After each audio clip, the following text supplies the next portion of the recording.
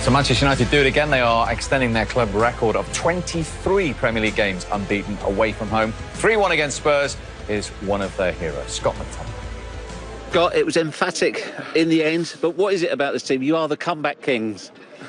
Yeah, obviously the way the game goes, we were going in at half-time frustrated, but the message was clear from the manager: keep calm. That's what we're saying to the players: just keep calm. There's no need to panic. We're only a goal down, and we've been in this position before, so we know that we have good character in the team. We have good players who want to take the ball against a really difficult team. So brilliant win.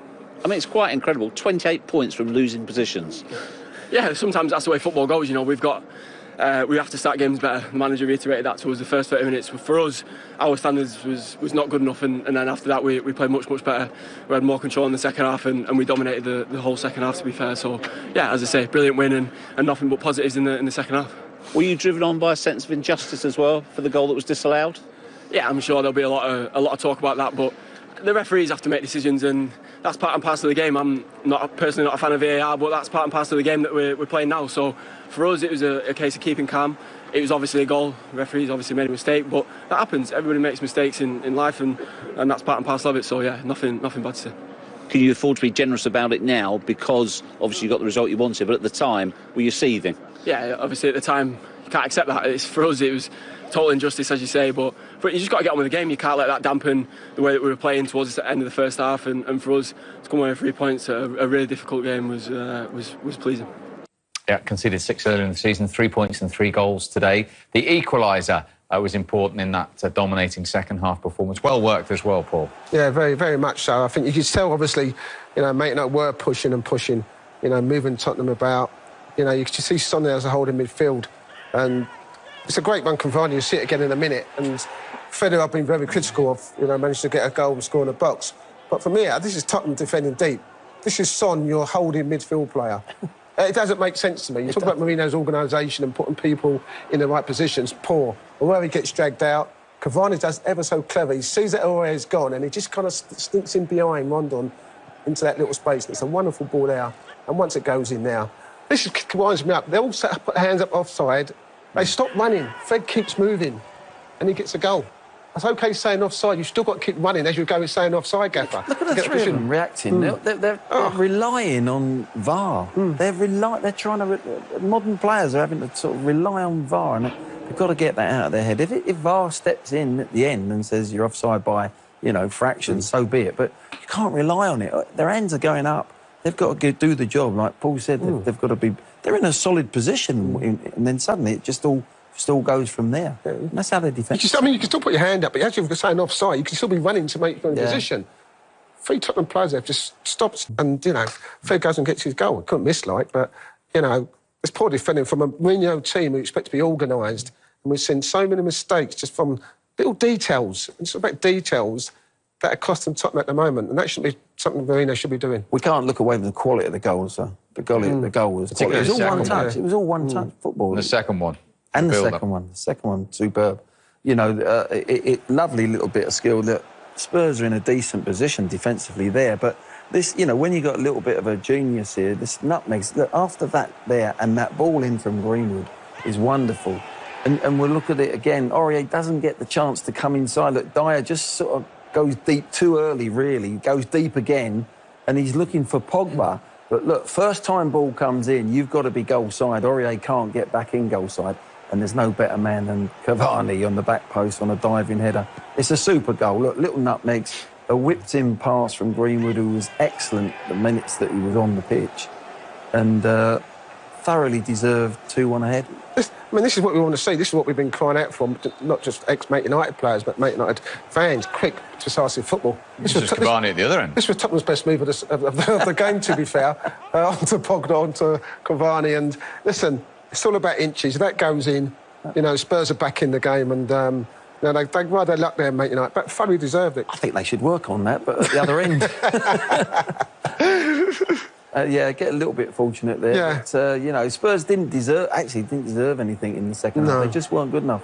And Mason Greenwood, you're both a big fan of. I like him. I think he's got 2 wonderful feet for such a young kid. I thought this is magic from Pogba. I thought it was excellent man of match in the second half. But the kid can just shift it both ways. Yes, should Lloris save it? I'm not sure the gaffer thinks maybe differently, but this is what you pay your money for when you talk about Pogba. Greenwood does well, holds his distance, bang, bang. Too easy, Reguilon goes past him, too easy. And from this side, it's near post. I think he's got to do better, Glenn. I think I think in slow motion it looks like, oh, he should save that. And you say goalie shouldn't get beaten near post, but he's trying to cover both areas. And that's from 7 yards. He's hit that with a lot of power. For me, he's got to be in the England squad, this boy, because he does what he's done today. When you put a sub on, if you need a goal for England in the Euros or United, it creates chances for himself, for others, and he's a finisher. And I think, he might not start, but if you want to change the game, make a difference, son, go on and win the game for us, he's your man. He's ahead of some other players that might be ahead of him going into the squad. But I think there's a specialised position for him coming off the bench. So Spurs in front thanks to that Son goal at half-time, but that does not tell the story of the first 45 minutes. Let's get straight into it. Paul, did you see any reason why Manchester United shouldn't be 1-0 up at this point? I didn't at the time. I mean, this is the first time Man United really looked like they were going to do something. It's a wonderful run from Cavani. Seen it time and time again, and he knows positions. But when you look at it from this point of view, I think it's a foul. As much as I hate to say it, I think it's a foul. I think he's actually moved his hand or flicked his hand into his face. Was it accidental? Maybe, yes. But does that mean it's not a foul? I don't think so. But he pushes his hands out, I think, in my opinion. But Son's trying to grab him first. I think he's just trying to hold him off. I'm not sure he's really... But there is contact made there. My point, and let's put another spanner in the works, if he thinks that's a foul, he's got to be sent off. It's a second yellow. He's been booked, isn't he, early in the game? So I don't understand that either, whether he's totally forgot it because he's got... So you're happy with the goal being ruled out, then? Well, listen, in football, as a footballer... Too right he is. Too right he's happy. No, well, I am. I know he's happy. I mean, with the interpretation of the decision. I'm not 100% happy, no. I don't like... the rules are the rules at the moment. And if you've done that in a competitive midfield issue and the referee comes up to you and says that's a foul, are you as understanding as you are today? Yeah, I think so. Yeah. Oh, you're an excellent player. Well, the thing... Go on. Yeah, but when you're in possession of the ball... I mean, Gazza would have been sent off every week then because he held people off. And if we're changing the game that much... Paul, you used to hold people off like that. Yeah. But, if he's took a look and then he does that on purpose, that is different.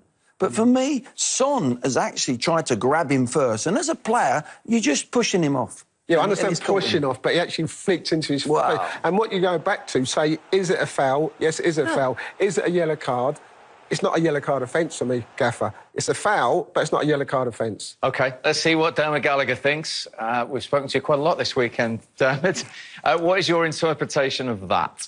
You could have saved me coming on, Steve. I think Incy's done it all for me. I think it's a foul. I think it's a foul for exactly what Paul says. I think he flicks out. I think there's interesting process as well, in so much as when it happened, the VAR checked it immediately for a red card. Well, I don't think it's a red card. I think it's careless. So it's not a red card. It's not a yellow card, as Paul also alluded to. So the game goes on. The goal's scored. They check the goal. And then they for the offside, they then check the attacking phase. And that was the start of the attacking phase. So, Dermot, sorry, he's actually made contact on his face and the foul's been given, the goal's been disallowed, and you're saying that's not a second yellow card? Yeah, the thing is, Glenn, there's three stages, and there's careless, reckless, endangering safety of an opponent. Well, it's definitely not a red card. We all know that. It's then, is it careless or is it reckless? Well, I think it's careless. I think he's flicked out. He hasn't meant to catch him. I think it's an accidental clash, but being accidental doesn't stop it being a foul. And I think that's where we are. If you see here, he's flicked out, he's just caught him, but there's no malice in that. There's no brutality in that. It's not reckless. It's an accident, but it's happened, and it is a foul. OK, Dermot, this is what Ole Gunnar Solskjaer... Watch this from Ole Gunnar Solskjaer, who thought his team had taken the lead at that stage when he was informed utter disbelief and shock on the face of the Manchester United manager. And then that was compounded with the same player, of course, Son, giving Tottenham the lead, with a good move from Tottenham's point of view. It was excellent. I mean, it's been a poor game, let's be honest. Let's be brutally honest, it's been a poor game. But look, they put a few little passes, patterns of play, great ball in there. That's a wonderful layoff from Harry Kane. And then there's a spare man, which we'll go into in a minute, but it's the first time Spurs get three strikers up top, right up against Manchester United defenders, which causes them problems. Moura does well, he's onside, and it's a really good finish, Paul, isn't it? And from United's point of view? As I say, I mean, you've got to be disappointed. I mean, there was nothing in the game at the start, but, you know, as the gaffer alluded to before, you know, the likes of putting Rashford on that right-hand side was to do a job against Reguilon, Pogba on the other side, and the only time they switched off, they get punished for it.